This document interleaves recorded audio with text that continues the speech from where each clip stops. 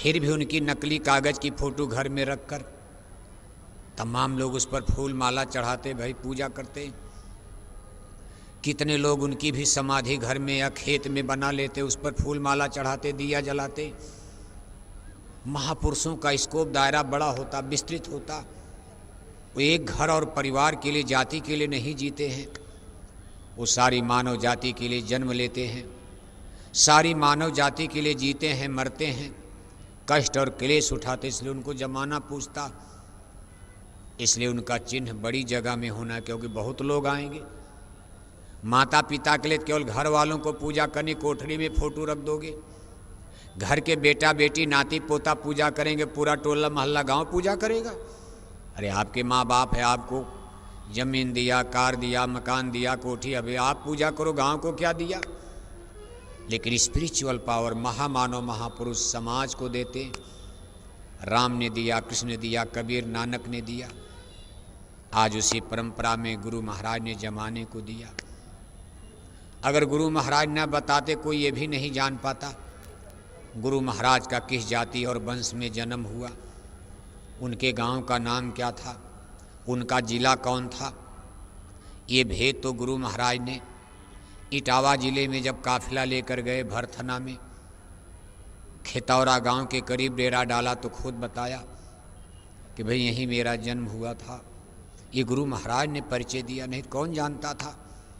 उसके पहले लोग गुरु महाराज को कोई नेताजी सुभाष चंद्र बोस कहता था, कोई कुछ मान करके चलता था, उहा पोह बना था।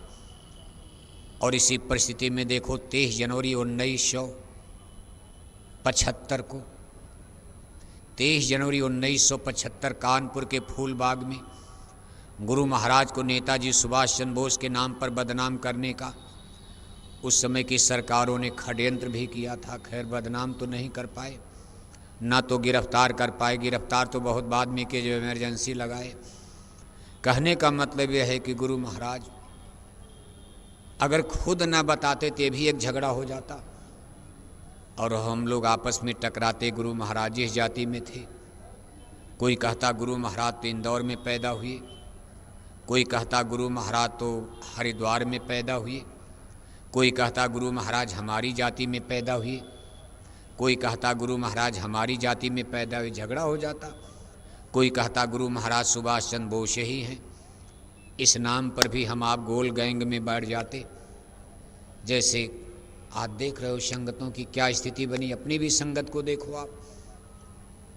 9 गुरु 9 पंथ बना डाला, वैचारिक मतभेद खड़ा हो गया। शिक्षा तो एक ही दिया गुरु महाराज ने, लेकिन 9 गुरु 9 पंथ और वैचारिक मतभेद कुछ न कुछ होता नजर आ रहा। शिक्षा में गुरु महाराज की शिक्षा, अगर राम और कृष्ण की शिक्षाओं को जमाना भूल जाए तो क्या आश्चर्य है। गुरु महाराज की शिक्षा में भी भेद पैदा हो गया, जबकि गुरु महाराज के लिटरेचर, अमर संदेश, स्वधर्म, शाकाहारी शारी पत्रिका, सारे उनके सत्संग आज जिंदा हैं। दूरदर्शी आवाज़ पत्रिका के नाम पर इसीलिए आप तक पहुंचाया जा रहा है। अमर संदेश, स्वधर्म, शाकाहारी सब प्रेस बंद हो गए, पत्रिकाएं लोगों के यहाँ नहीं हैं, इसलिए उसको खोज खोज कर वो बातें, सन 70 का सत्संग, 72 का सत्संग, 68 का सत्संग, 60 का सत्संग, ये सब आप तक पहुँचाया इसीलिए जा रहा है कि गुरु महाराज ने समय समय पर क्या कहा और आप इस पर धोखा मत खाना। लेकिन कुल मिलाकर के देखो बात बनती नजर नहीं आ रही है और उसका परिणाम 20 मई में भी खड़ा हुआ था। 20 मई 2012 यहाँ स्थिति इतनी भयंकर हो गई थी, कुछ लोगों ने परमार्थ के विपरीत आचरण शुरू कर दिया था, जैसे रगड़े झगड़े की स्थिति बन गई। लेकिन गुरु महाराज की दया कृपा, शासन प्रशासन के सहयोग से, उसमें शासन प्रशासन ने जो उसमें शासन था, शासन और प्रशासन इतना सहयोग किया कि 20 मई को कोई अनहोनी घटना नहीं घटने पाई। नहीं तो सत्संगी इतने बौखला गए थे, इतनी बवालबाजी खड़ी थी। जो लोग यहाँ थे, कोई उधर नारा लगा रहा, कोई एक गोल उधर नारा लगा रही, कोई उधर झगड़ा कर रहा, कोई उधर झगड़ा, कोई चक्का जाम करने चला गया, रोड जाम कर दिया। कहने का मतलब यह है कि बड़े ही झंझावात गुरु महाराज की शिक्षाओं को दरकिनार करके जो व्यवहार 20 मई को प्रेमियों ने 2012 में किया, जमाना हम आप इसको भले भूल जाए, लेकिन इतिहास ने देख लिया, इसको इतिहास ने इसको दर्ज कर लिया, नोटिस में ले लिया है। इतिहास निष्पक्ष होता है। इतिहास अतीत की घटनाओं का सही बयान करता।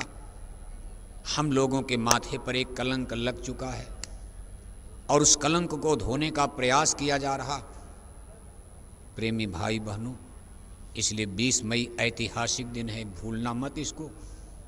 इस कलंक को धोना है और उसको 20 मई इसी तरह सत्संग सुन सुनकर समझ कर कि नहीं नहीं, हम एक 20 मई को आदर्श दिन बनाएंगे।